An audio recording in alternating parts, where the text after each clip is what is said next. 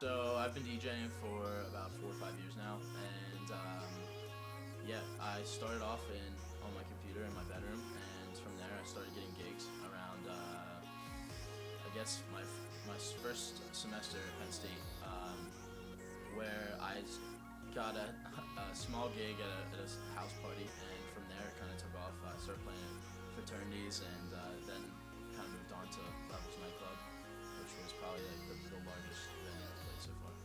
I had a friend, I was in 8th grade, who had virtual DJ. It's like free software you can get on your computer, and I was really interested in it. I knew it was it's something I could make money in someday. So more importantly, I guess I really liked what I was doing. I was messing around and just trying out different things. I started learning, like watching stuff online.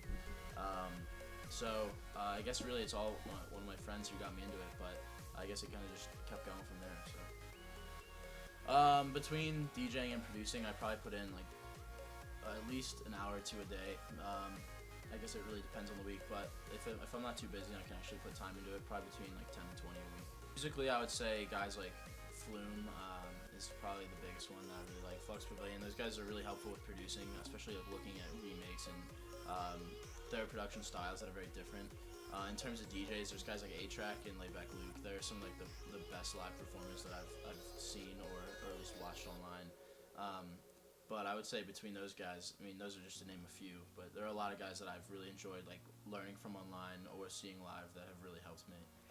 One of my favorite things about DJing is being able to like basically manipulate a big crowd. It's really cool to kind of feel your work being portrayed to a bunch of people. I really like the live atmosphere, especially when it's some of my own work, because I can kind of see my hard work pay off, and seeing a bunch of happy people is a really cool feeling. Right now I'm producing an Ableton Live. I started using this when I got to college, actually right before college, and I just started messing with it, and then from there I started learning a lot more and going into like more and more complex things, so I've really enjoyed that. And for live, I used to use Serato DJ with like kind of like an all-in-one piece, and from there I've recently moved to a record box DJ style, which a lot of bigger names are using right now. And basically that just means I don't have to use a laptop when I'm live anymore. I'm all strictly based on a flash drive. I plug that into my computer, run all the songs through, and then I just plug it into my setup, and I'm good to go. So basically with like the mashups and stuff that I'm making, it's basically just taking pieces of each song, whether it's breaking them down, rearranging them. Basically, depending on how much you do is kind of how much you can call it. So this is just a rework.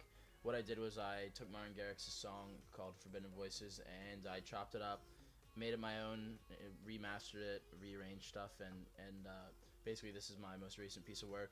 Other things are just taking vocals from songs, putting them over electro, like, you know, more clubby songs, and that gives people more of like a dance feeling, especially people really love sing-alongs, so adding vocals on top of a club track really helps lighten the mood. So this is an example. I basically have like different things, whether it's chopped up vocals where I did here, or I'll do you know, maybe like this is one of the lead sounds in the drop of an electronic song,